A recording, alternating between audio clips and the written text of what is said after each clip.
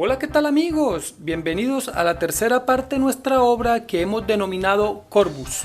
Realizaremos otro tensado con el hilo de color blanco y atando el hilo en este clavo iremos por estos, regresando al punto de partida.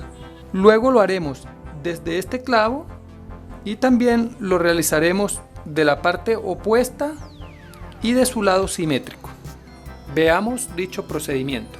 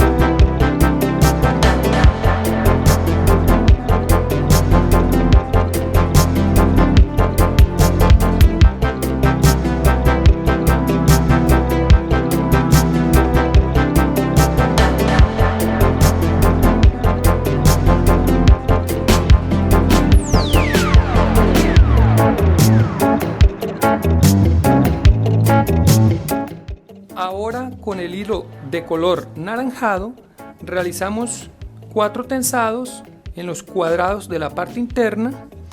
Atando el hilo en este clavo ascendemos por estos y por estos, de este lado y del lado opuesto.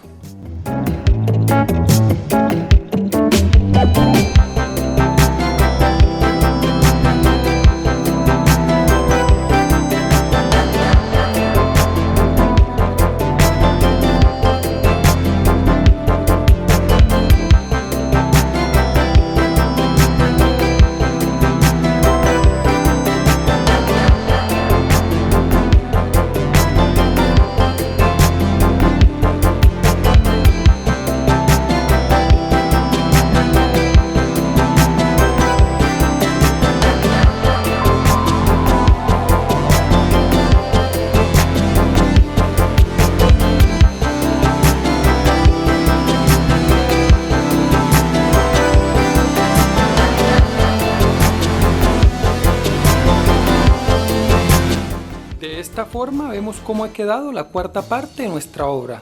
La próxima semana espera su continuación.